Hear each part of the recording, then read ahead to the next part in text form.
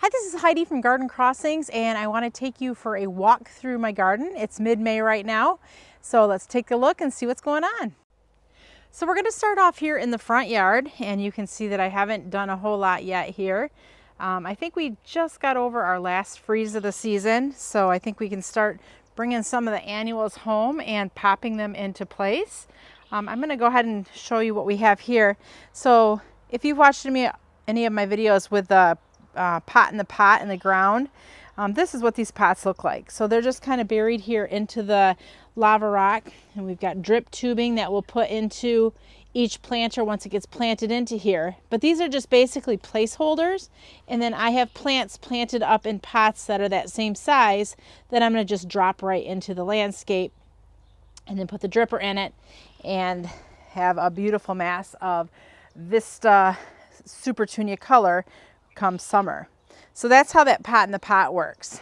The lighted hanging baskets right now are empty, so we'll have to bring the liners home for those and get the drippers put into them. And then once it gets dark, the lights will turn on, and that really illuminates the baskets at night.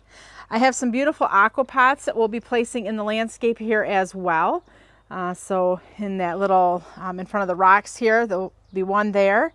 There will be one on either side of the garage, and then we'll do two of them here on either side of the front porch. And I think I might have another one that I made up that will go where that black planter is, so that will get removed, and I think it's a beautiful white, kind of a lacy looking one that will go there in that spot. That's there for my winter arrangement, so I had all the sticks and twigs in there, but that will get removed now for the spring and summer. Up front here, we'll be putting more petunias in these pot in the pots. There's 3 of them up here. And these are about 24 to 30 inches apart. That's the spacing that we do. And this will just be a mat of petunias by the end of the summer. In front of the house, we have the beautiful Bobo Hydrangeas, and they're starting to leaf out really nicely. So that's just kind of a nice, I don't know, white blooms up front there, just kind of a nice clean look. Planted in this circle, we have the Proudberry bush. So that is a late fall winter bloomer. It gets, I shouldn't even say bloomer, we'll call it a barrier. It gets pink berries on it. So that's really nice come fall and winter. We'll back up a little bit, and this is my Bloomering lilac tree, and it's just full of buds right now, just waiting to open up. So you can see just that little bit of purple. Those aren't actually the blooms yet, it's just the buds, but you can just see how this plant is loaded. And I think in the next week or so, this will be blooming and absolutely beautiful fragrance. Underneath the Bloomering lilac, I have the Anna's Magic Ball Thuyas. So this is just basically the only thing I have in my front yard that's evergreen color. And I know I needed something, and so this is what we did.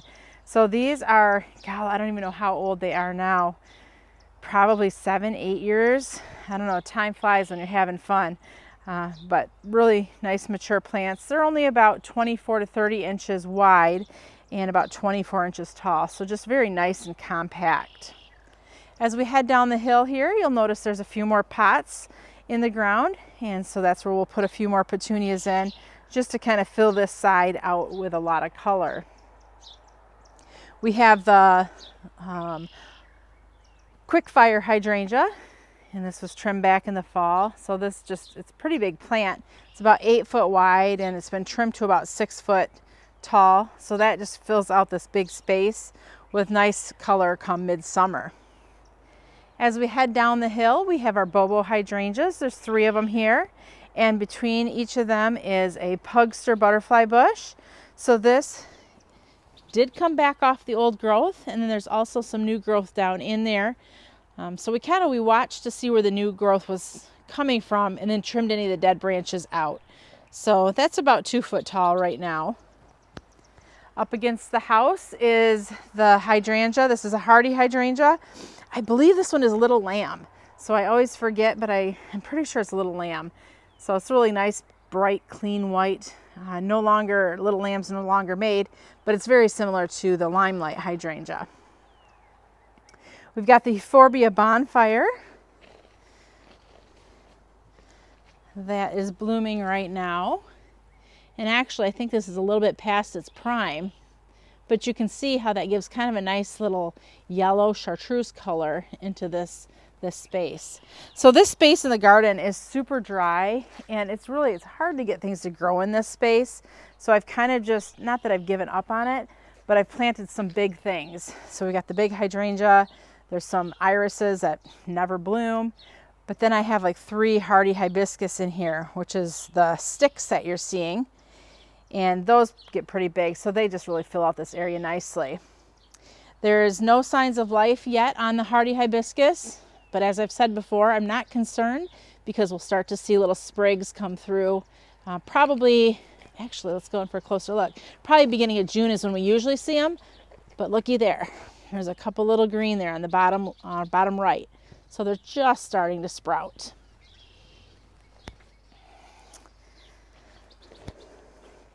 Planted along the brick wall there, we've got some sedum. So that's just kind of a really nice tight ground cover that fills in along the bricks there. The next level has some smooth hydrangeas. Those were trimmed in the fall. I always forget what they are, so once they bloom, or look at one of my older videos to see, I think those are pink. So I think they're like blush or ruby. So we'll see, something to look forward to this summer. Another smooth hydrangea. This is the Invincible Spirit, I believe. And as we head down around front, we've got some leucanthemums and some nepeta starting to come up. In the back there, up against the little wall, is a hellebore that's finished flowering.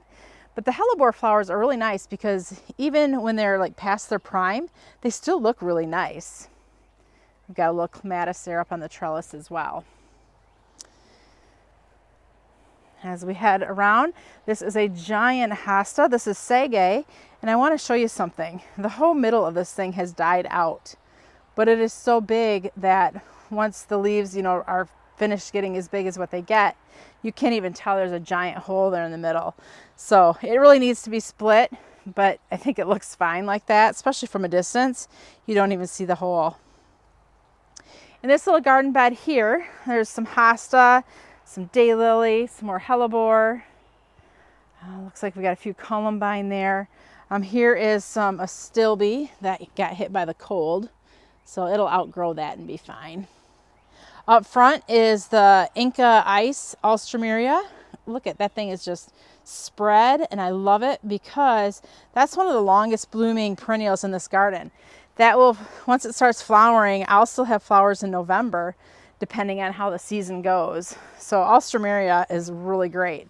But you do have to be careful because if you're zone 5, it can be a little iffy. This is a zone 5-6 garden. It is nice and close to the house though, so I think that helps give a little heat to keep that plant going nice. Tucked here in the corner is just some random bleeding heart that made themselves happy in that corner there. I'm sure I planted it at one time, but it's kind of spread and done its thing. Underneath the deck, this is a planting of mostly hostas. So you can see there's a lot of different colors and textures and sizes of hostas in here. And then also I do have a few bleeding heart, one right up against the house.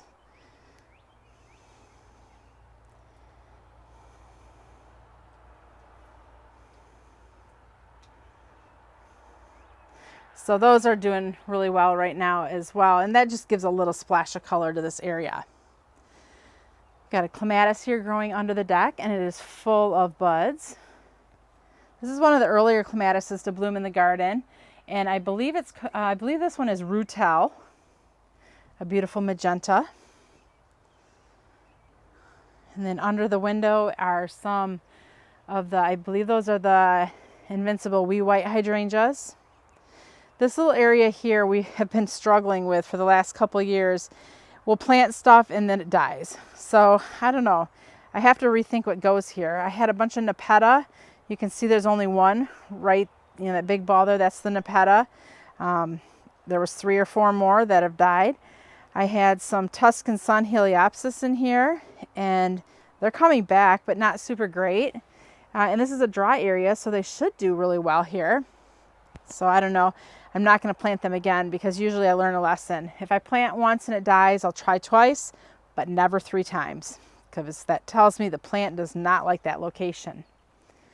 In this area here, we have some daylilies, some more clematis vines, and then I can also see there's going to be some columbine coming up. Columbine, I love columbine for spring color. My husband doesn't love it because it seeds itself everywhere, but I think it's, I don't know, I just like that. Certain plants I love when they seed themselves. In this area here, we have an Atlas rose. Along the brick wall are a bunch of the powwow wildberry coneflowers. Got some more clematis there growing up the trellis. Another little patch of coneflowers, daylilies. And then up on the upper level there, we have clematis, hosta, some brunera. And actually, let's walk over here. Maybe you can see the bleeding heart a little better. I'm going to zoom in a minute and let you see that.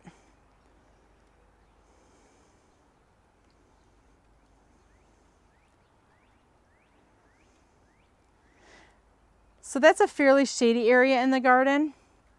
So that's why we're seeing a lot of the hostas, the brunera, the bleeding hearts, because it's kind of, let's see here, northeast facing. So not a lot of sun gets kind of in this little tucked in area. In front of the barn is some mini mauvette hydrangeas, another clematis climbing up the arbor. Up front is a few daylilies, some Amsonia, and then you always have to have a little creeping phlox or some sort of that early blooming phlox just to give you a little spring color in mass before everything else really starts to wake up. We'll head on over to the little circle garden here. This garden has 5 different plants that are repeated. We've got the Bloomering dwarf lilac that is in bud. Gonna bloom here any day now. That's about 3 foot tall and 3 foot wide, which is what the tag information also says it is, and it's pretty accurate. This plant's been in here for 3 or 4 years now, and this year is actually the first year that it's really, I think, at its maturity. We have the My Monet Weigela, which is a bicolor Weigela. Planted in the back there, you'll see the corabels or heuchera. That's the wild berry, that beautiful, almost iridescent purple looking. And then we have Atlas roses up front here, and those obviously are summer bloomers. So we've got the spring color from the lilacs. The Weigelas bloom in summer, but they always have that really great foliage. And then the Atlas roses for our summer color. And in the middle there, that is a standard hydrangea tree. That's Limelight. Basically, that's a limelight shrub that's been trained into tree form. If you like that, we have a ton of them at the garden center this year. We've got Firelight, Limelight. We also have Bloomerang lilac in tree form. So head out to our local garden center if you're in Zeeland, Michigan, and check those out. We'll head on back here to the butterfly garden and see what's going on back here. There's a light little rain going on right now, so hopefully it just kind of stays as is. I can handle the little mist that's going on. This here is a patch of coneflowers, a whole bunch of different coneflowers all mixed together. I love taking like the coneflowers and the daylilies and getting a whole bunch of different varieties and just letting them all mix together to get kind of that, I don't know, a lot of color look, I guess you'd say. Here we have the Bobo Hydrangea. The ones up front, they were leafed out far more than what these are. These are just starting to leaf out. And in the middle there, that brown been cut back, that is the Miss Molly butterfly bush with clematis behind it. And there's buds on that clematis, so that'll be nice. Another Bobo Hydrangea. This little area here is kind of a tricky little area. It's dry. There's some Salvia, some Stachys, some Monarda. So this is a little area that I think I need to do a little something with too. We have it lined with annuals once we get the annuals all planted. So this garden in the past has been lined with white sun patience, and I'm pretty sure, if I remember right, I'm shaking it up this year and we're going to do a different color. So we'll see. Stay tuned to other videos. I kind of have that mirror look going on with the cone flowers here on this side as well. And again, it's a whole big assortment of colors. As we walk through the path, we have some, oh, this is a bummer. This is going to be a big, huge, beautiful allium that it looks like maybe the rabbits have eaten. That's disgusting. Ugh. We have them at the greenhouse, so at least I'll be able to see the beautiful allium blooms, but that's really discouraging. There's some salvia. Up front is a lupin, or lupine, depends how you say it. Sedum, Amsonia storm cloud, which has got great black foliage. And then it's got beautiful blue flowers, which are just starting to peak a little bit. Behind it, we have the Sonic Bloom Pink Weigela. So that's a rebloomer. It's pink, I just said, obviously. And that'll bloom 2 or 3 times throughout the summer. So those Sonic blooms are really impressive because not only do you get your spring bloom, you'll get blooms throughout the summer as well. So it's kind of a twofer. I can see the rabbits have been eating the lilies. I should really dig them out. But you know what? I'll leave a couple things in here to let the rabbits eat. That way they stay away from other things. We'll just go with that as my thoughts. In this area, there's some more salvia, some more lupine that hasn't started blooming yet. Some phlox. We also have more phlox. So that big massive green, that's all phlox and earlier blooming phlox. One thing I'm not seeing in here is my Asclepias. So it's not looking like that's come back. So I'm definitely, you can't have a butterfly garden without Asclepias. So I'm definitely got to get in here and get some more of that planted. Up front here we have daffodils that didn't daffodil. We have the Cat's Pajamas Nepeta, very compact. This is only about 8 inches tall. So that's really one thing I like about this Cat's Pajamas. It's so small that it doesn't split like a lot of the Nepeta do. So if you're looking for something really compact that blooms all summer, Nepeta Cat's Pajamas. We have another lupine. I love the lupines. Any color, I gotta have them. In that yellow cage, that is a Delphinium, and that's a pretty tall Delphinium. And I actually got smart last fall, and when we trimmed this one down, I put the cage over it because every year they crack before I really get to enjoy them. So this year this cage is going to be there, and hopefully it grows through the cage, which will hopefully in turn support it so it doesn't crack. We'll see if that works. It should. Behind there, there's just a whole little spattering of echinacea that seeded itself. So that's going to be awesome. More lupine. More phlox. This here is the Firelight Hydrangea, just starting to leaf out. That is a gorgeous hydrangea in the summer and in the fall. Check out pictures of it. Beautiful. And off to the corner here is some sedum. Let's head back to the shadiest part in my garden. I don't have a lot of shade except for under the deck earlier and in this back corner. So in this back corner, we definitely utilize our shade with hostas, and you can see how they're just starting to poke up. So if you go and watch my July garden video on YouTube, this area is just a mass of green and gold because obviously right now they're just starting to open, but once summer comes and they're fully open, you don't see any of the dirt in this area. Also tucked in here are a few of the maidenhair ferns. There's some hellebore, some nasty spreading plant that's coming over from the neighbor. So I have to kind of watch for that and pull it out. That's one thing I want to point out too. Free plants aren't always free plants. Well, I guess they're always free, but be careful with what you're getting. So a lot of times if somebody's giving you free plants, you want to make for sure like where they came from and what else might have been in that area. So if you happen to get roots of some, really invasive ground cover type plant in with your, let's say, hostas that they've shared with you, you're going to be introducing something you may not want in your garden. So just be really careful with sharing plants and getting plants from others, and just know the area that it's coming from, because you don't want some invasive underground running perennial that will just take over your space.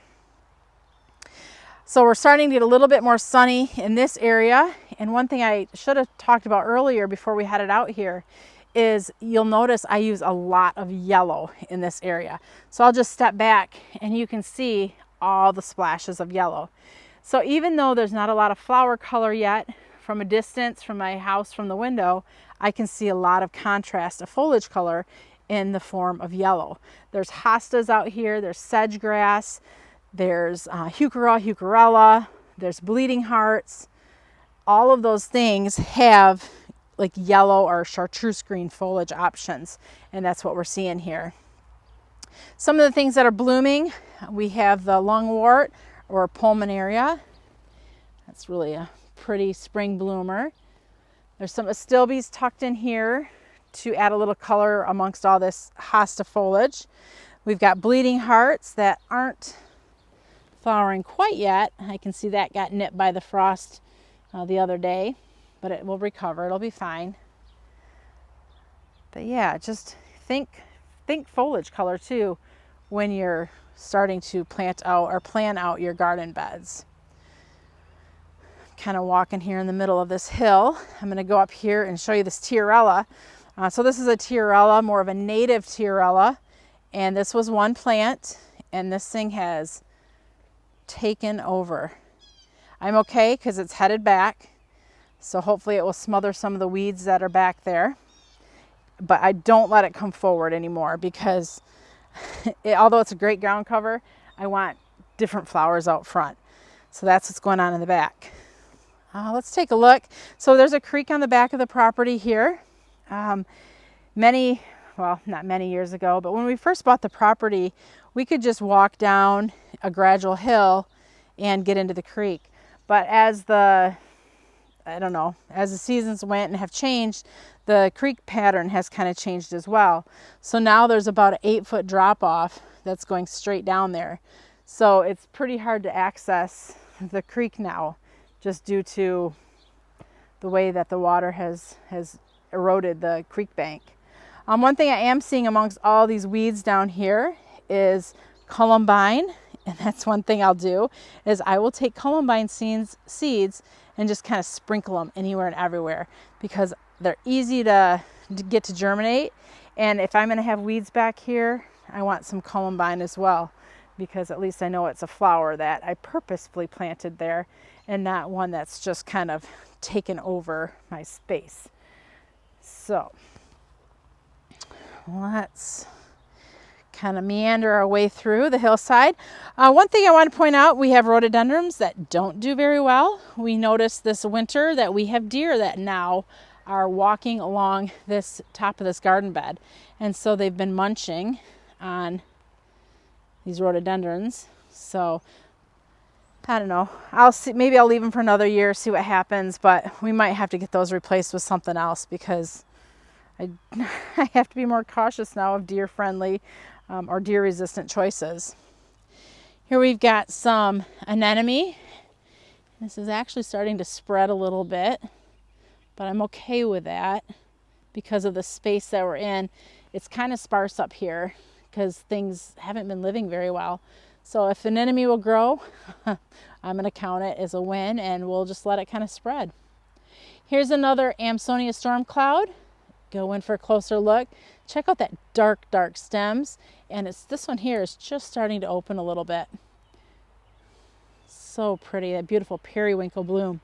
One thing with this space too that I should add is so like I said earlier, we're a zone 5-6 garden, but I've gotten away with some things in this area that are zone 7. And part of that reason is because of that creek, it doesn't freeze. So it's kind of a little bit of a microclimate up here, and allows for me to put some things that maybe typically wouldn't grow here in our area. I don't try it often, but I have tried it a few times and get surprises every once in a while. And those are the kind of surprises I like. So this area here, we have this maple tree that was gifted to us as a seedling, and we thought, we'll just throw it along the back, whatever. Bad choice, because it's ugly, number one. If it was one stem, it'd be okay, but it's so ugly because it's got like 4 stems, 5 stems coming off of it. All these roots, which also make for an issue when we're trying to dig in here. So all these big, huge roots are hard to dig through. So this actually is a good area where sometimes I'll try to sprinkle Columbine seeds as well, because they'll kind of just naturally do their thing. And I have a couple Columbine coming up, which is a little sad because there used to be a lot more, but these are the native Columbine. So they're just kind of, I see some more green in there too. So they're just kind of doing their thing. But I think I'll have to find some more and sprinkle some more seeds in there because I want to cover up that ugly root base. This area here, we have some Nepeta, we have Astilbe, we have Spirea, that's this right up front. A couple of the incredible blush hydrangeas in the back. Another Amsonia storm cloud. So one thing I found a couple years ago when I was going through the trial gardens is I saw these Amsonia storm clouds and absolutely fell in love. So I had forgotten that I had planted one previously because it was still kind of small. So I put an order in for another 2, 3 more and planted them out in the garden. And of course, once I planted them, I was like, oh, I already have one. Oh, well, I don't have a lot of early color. So this is really one of the things that gives me like early color. And to be honest, this plant, it just makes me so happy. And I don't even know why. It's a super pretty plant, I think. I don't know. Let me know. What do you think about Amsonia storm cloud? Like, could you totally vision that in your garden? It's just so pretty. It brings joy. And of course, when you're planting a garden, you want to find things that bring you joy. And to be honest, I'm not sure that I found a flower that hasn't brought me much joy. Unless if it's an invasive species, then I get angry. Oh well, even weeds are flowers, and many flowers are weeds. It just depends on our mindset, I guess, and how we want to look at them that day. This area here is packed full of daylilies. So I talked earlier about echinacea, planting a bunch of echinacea together to have that mix of color. This is the spot where I planted a bunch of daylilies together. So when these bloom, I get a lot of different colors. Some of them are rebloomers, some of them just bloom once. But it's always pretty when the daylily patch just really starts to explode with color. Let's head back here. So this is Amsonia that is taking over this spot. It's not storm cloud. This is a different one. I think it's like ice blue or something is what this one is called. And I'm okay because when this blooms too, it's a massive blue and it looks really cool. This area back here, we just got wet out, so we actually can see it and it feels safe to walk into, because if I go this way, you'll notice it's a sea of thistles. That is not safe to walk into. It will definitely hurt. Also, there's itchweed down there. So a lot of very unenjoyable weeds heading down towards the creek bank. So I think what we want to do is we'll have to either dig them out or round them up. But the problem when you do that is you're losing what's holding this creek bank in place. So you kind of have to weigh the odds there. Like getting rid of the weeds, you could lose your bank. Leaving them there, it's holding it. So I don't know. We got to figure out what we want to do with this mess. Now that the kids are older, they don't play back here. So it's not as important to us that we keep it clean. And you really can't see this side from the yard. So it hasn't been a high priority. As we swing around, we have that beautiful gold Thuya. I'm not sure what that one is called, but we do have one called Fluffy. That is that beautiful golden foliage as well and looks similar-ish to that. If you want to have kind of that pop of color, Fluffy would do that. This flowering plant in front of us, this is a flowering quince. This is Double Take Scarlet. And the nice thing with the Double Take series is they're thornless. So that's really something important to point out when we're talking about the quince, is that they're a thornless quince. And just a beautiful splash of pink here in this back garden. We also have Forsythia that is past its prime right there. The hedge that you're seeing, that is all Limelight. And then tucked way, way, way back in the corner there is a Rhododendron. Now that one is actually doing okay. It must not be that it's in the path of where the deer are able to get. It's starting to rain a little bit more, but we're gonna make it through, I think, before I get totally wet. And a little rain never hurt. And plus it's been kind of dry here in Michigan, so this rain really is quite a welcome addition. On either side of the shed is the little lime hydrangeas, and they're just starting to sprout out. Somehow something weird must have happened to this one, because this one does not look so good. It looks like it's kind of dying off, so maybe it's time that we replace that with something else.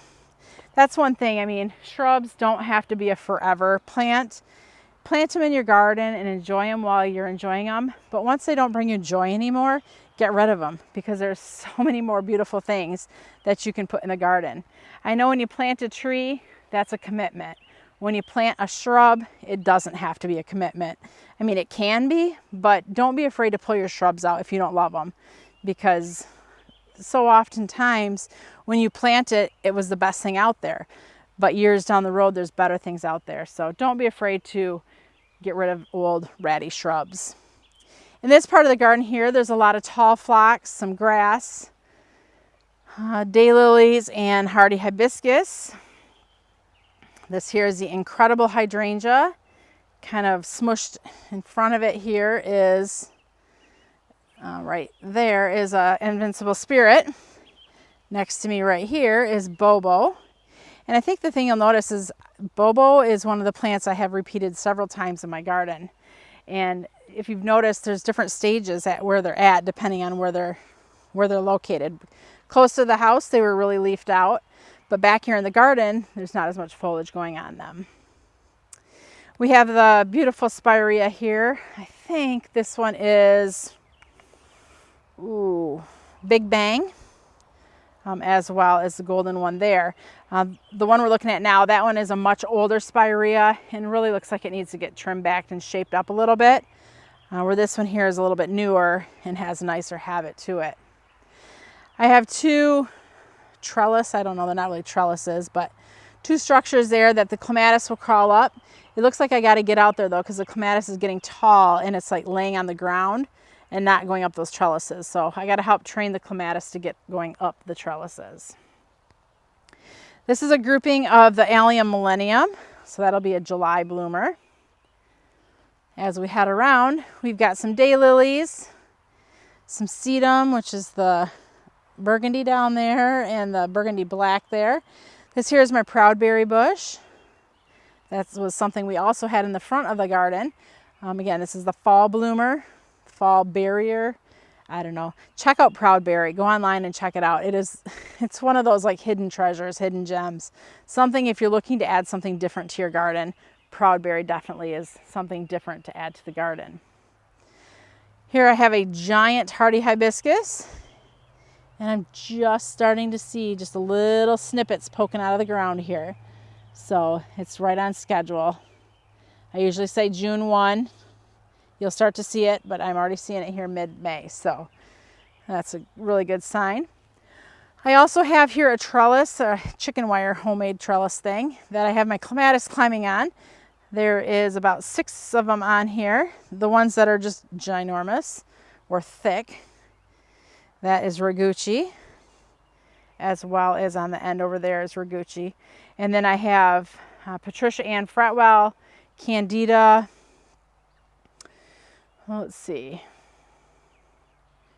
Montana Malines, and a couple others also that are on this space here. I like to mix the clematis because that way if one's not blooming, hopefully something else is. So it's always a good idea when you're planting clematis, plant 2 or 3 together. That way it kind of keeps that space and color longer. We have the Wine and Roses Weigela just starting to leaf out. This is a spring bloomer. It'll have beautiful red flowers on it once it starts to bloom. I think it'll be probably about June or so that we'll start seeing flowers on that. Some Sedum, Daylilies, and the Limelight Hydrangea. This area here is still a work in progress, so I need to get some things planted in here. There's nothing that I've totally like thought to myself, I gotta have it, it's gonna go in here, except for this one little bush right here. And this is it's Interstella, I believe it's a Pieris. So I don't know, it doesn't look healthy though. It's supposed to be green and it's kind of yellow. So maybe this wasn't the best place for this bush either. It's a really cool bush. It just doesn't seem like this is a really great location for it. So we'll see. There's a lot of great new shrubs that have just been introduced. A lot of great new hydrangeas. So I think maybe this area here maybe needs some more hydrangeas. You can't go wrong with the hydrangeas. But to be honest too, like this area, we're not sure what we want to do with it. Like as you can see, like the fence is missing posts, so it looks a little bit tacky looking. We talked about maybe getting a new vinyl fence to run along the edge. I don't know. I don't really know if I want to do that because yes, it will create privacy, but I don't want to feel trapped in my backyard neither. Like I like the open feel that we have here. Like we've got a great neighbor on the side here who's, you know, never bothers. So it's not like we need to, you know, block him out or hide him out. I mean, he's a great neighbor. There's a church next door. And you know, they're good neighbors too. Not like we need to block them out. So I don't know. I like the open feel of the backyard without putting a big fence. Now we could do something like the neighbor has done over there. They have the Thuyas creating kind of a natural park-like look for their backyard. The only problem is they didn't water very good when their plants were young, so they lost a lot of them, and that's where you're seeing the holes. We've offered to rip them out and replace them all, but obviously they won't be that big right now. So they do like that mature look that they have going there, and I don't blame them. I think it's a really nice natural look. So we've even thought about, you know, do we want to do that on this side of the property to kind of give that natural enclosed look? I don't know. I don't like that trapped feeling. So we'll see what happens. Gardens are, you know, never finished. They're always a work in progress. And there's always room to add some few new things. So hopefully maybe by seeing this tour, you know, you're not seeing a lot of color yet, but maybe some of the things that we've talked about maybe have created a spark of interest to you that you'll go online and check them out, or certainly head to the July garden video because that's where you'll see everything basically in its glory, in its prime. So take a look, have a see, and let me know what you like. This is Heidi from Garden Crossings.